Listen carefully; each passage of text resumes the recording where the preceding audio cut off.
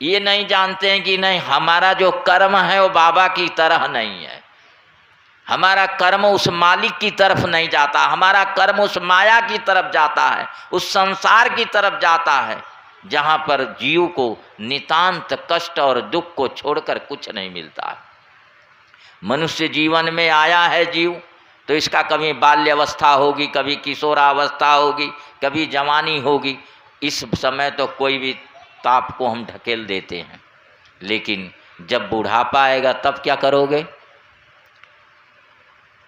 उस बुढ़ापे के लिए कोई न कोई अवलंब चाहिए, कोई न कोई सहारा चाहिए। इस जगत में अगर कोई अवलंब है तो एक सद्गुरु है। आप सद्गुरु की शरण पकड़ लीजिए, वो हमेशा आपको साथ देंगे और हमेशा आपके साथ हैं। आपके पास, आपके भीतर, आपके बाहर, सब तरफ वो हैं, लेकिन आप उनको बिल्कुल भूले हुए हैं, सिर्फ इस सांसारिक व्युत्क्रम को लेकर,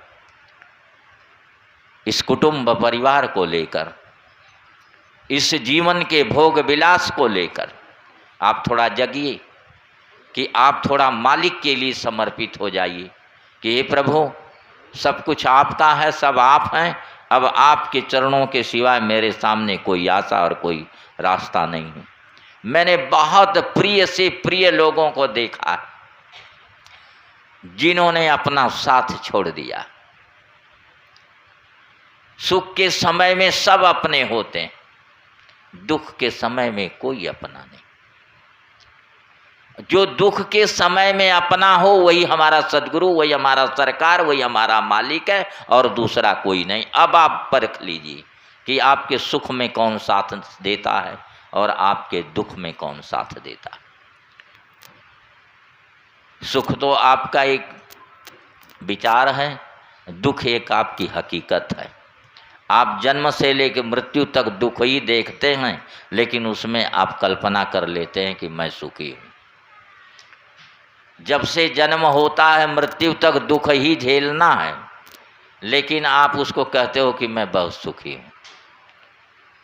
इस संसार में अगर पूछा जाए तो कहाँ ले भैया, मज़े में है। थोड़ी देर उनके साथ रह के बाप बड़ा परेशान है, लइकवा बड़ा परेशान करे, अब तू कला बड़ा मज़े में अथवा लइकवा बड़ा परेशान कैले, तो आदमिया परेशान कैले, तो मेहरिया परेशान कैले, तो में कर सब परेशान है, तो कहाँ तू अच्छा है। संतों, अच्छा तो एक ही है, उत्तम तो एक ही है, वो है सद्गुरु का ज्ञान, वो है प्रभु का दर्शन, वो है मालिक का प्रेम। जहाँ उस प्रेम को हम पाएंगे, उसके बाद हमारे पास कुछ भी न तो कहने के लिए शेष रह जाएगा और न तो सुनने के लिए शेष रह जाएगा। इसलिए आप प्रेम से बोलिए सद्गुरु भगवान की जय। आप वो कमाई करिए जो आपके साथ जाने वाली है, वो मत कमाए। वो तो कमा के देख लिए हैं आप, यही है सबका। आप अपनी नहीं देखें तो दूसरे को देख लीजिए। कोई बहुत बड़ा खलीफा पहलवान कहता है कि मेरी कुश्ती कोई नहीं मार पाया, मैं सबको पटक दिया। एक दिन उसको मौत ने पटका और चित्त हो गया। उस दिन बचने के लिए आपको क्या करना होगा? आपने किसी को पटक दिया होगा, लेकिन मौत को आप नहीं पटक पाएंगे। उसको तो वही पटक पाएगा जिसके साथ मालिक का बल होगा, जिसके पास सद्गुरु का धन होगा। आपके संसार के धन कहीं न कहीं कम पड़ जाएंगे, लेकिन वो धन आपका कभी कम नहीं होगा। आप घर बहुत कुछ प्रोग्राम करते हैं, चिंता लगी रहती है कि पता ना हमारी इज्जत बची कि ना बची। मिठाई छेना बनौले, तिलक का दिन बा, लैका का मारे जौन तो न्यौतारी झोंक डाला, 1000 2000 का प्रोग्राम बनौनी, वो 4000 8000 हो गई ना। अब बताओ कैसे बचाओगे? आप तो गिनतियों में हैं और आने वाले मेहमान की गिनती नहीं है। उसी जगह पर मालिक खड़ा होता है, उसी दिन आपको पता लगता है कि नहीं मालिक क्या होता है। यही आपका जीवन है, आपकी जीवन गिनतियों में है। इसको बचाने का कोई रास्ता नहीं है। तमाम मेहमान हैं, सर्दी जुकाम बुखार अनोना कोरोना टीबी कैंसर लकवा ब्रेन हैमरेज, तमाम ये सब मेहमान हैं। ये गिनतियों में नहीं है, अनगिनत हैं। किसी दिन आएंगे आपको पटक कर चले जाएंगे और लगेंगे इधर उधर गिनती मारने। इसके लिए कोई कमाई आपने तो किया नहीं, सदगुरु को आपने याद किया नहीं कि आप एक बार कहें हे सदगुरुदेव और इसके बाद हमारे तीनों ताप कट के दूर हो जाएं। एक बार आप सच्चे हृदय से कहें कि हे मालिक, हे मालिक। कहने मालिक कहाँ नहीं, हे कहा तब तक उनके हृदय में सूल गड़ गया कि अरे मेरा भक्त बुला रहा है, और आपके ऊपर आकर के वो छत्र छाया रख दिया जहां पर बिल्कुल बरसात होने वाली, तूफान आने वाला है, और सब उड़ करके इधर से उधर चला गया। प्रेम से बोली थे, ये जीवन है आपका। मैं एक जीवन का आख्या कह रहा हूं कि आपने हर चीज किया, मैं उससे संतुष्ट हूं। आपने घर बनाया, मैं संतुष्ट हूं। आपने कुटुंब बनाया, संतुष्ट हूं। आपने अपने जीवन को बड़े सुख भोग से आपने भोगा, मैं संतुष्ट हूं। लेकिन क्या इसके आगे भी संतुष्टि हमें देंगे आप कि नहीं, ये जो कुछ हमने बनाया है या जो कुछ हमने किया है ये हमारे साथ आगे रहेगा? कहना इसमें से कोई धन नहीं है जो हमारे साथ रहेगा।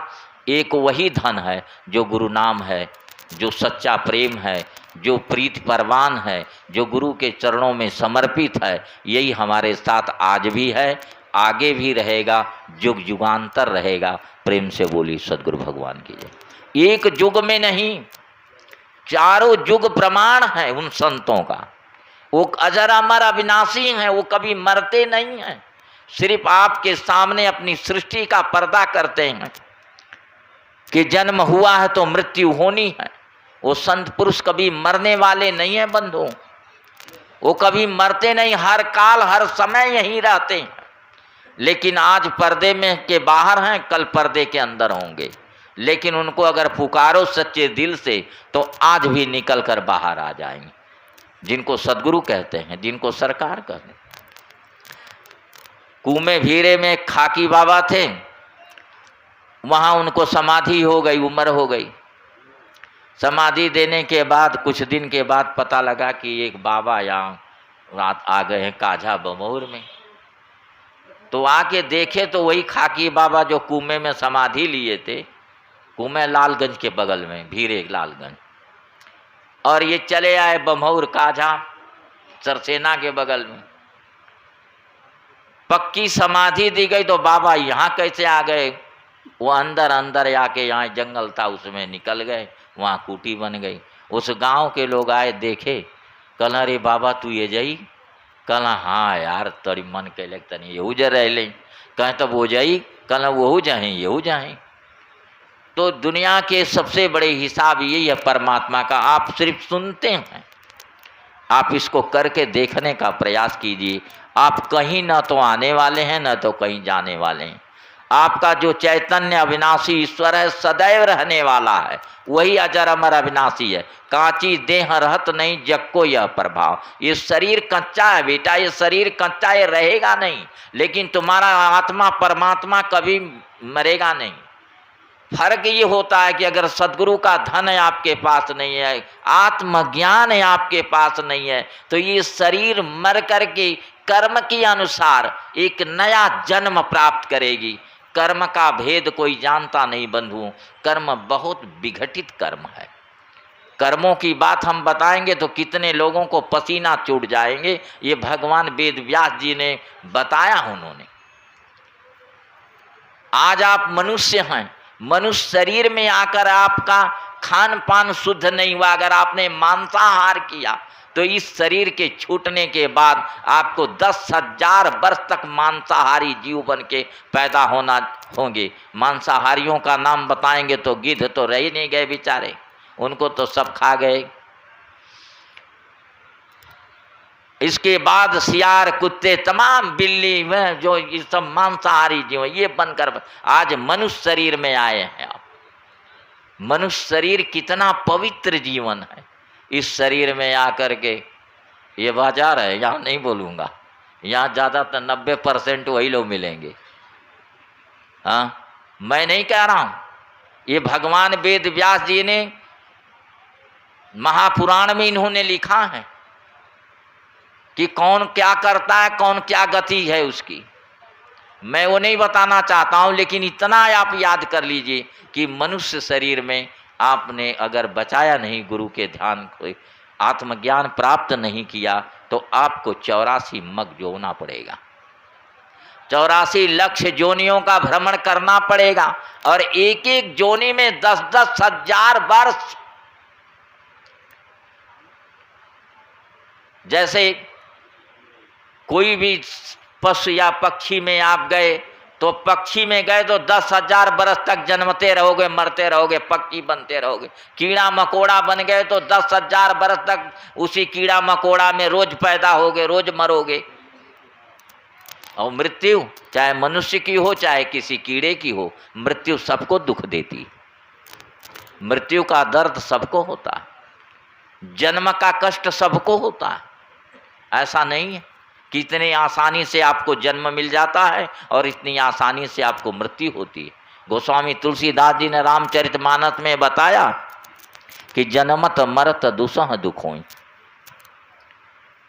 आप तो जन्मे होंगे उसको जाने, बता नहीं पाए, अब मरेंगे तो भी नहीं बता पाएंगे। जो जो गए बहुर नहीं आए, पचो ना संदेह। तो संतों, जीवन की सबसे बड़ी शुद्धता, जीवन का सबसे बड़ा विचार, आप उस आत्मज्ञान को प्राप्त करें जिसके लिए आपको ये जन्म मिला है। आप सद्गुरु की सेवा में लगें, बंदगी में लगें, आपको आत्मज्ञान कराएंगे। उनका धर्म है कि आपको मोक्ष पद, परम पद दिलाना उनका कर्म है। यही आपकी कमाई जो है शाश्वत है, सत्य है, और बाकी सब यहीं छूट जाएगी। बंधुओं, इसके चक्कर में ज़्यादा मत पड़ो, पढ़ना है तो सद्गुरु के चक्कर में पढ़ो। प्रेम से बोली सद्गुरु भगवान की जय। साहिब सतनाम। अब आप लोगों का समय मैं यहीं छोड़ता हूँ। प्रेम से बोली सद्गुरु भगवान की जय। साहिब सतनाम, साहिब सतनाम, साहिब सतनाम।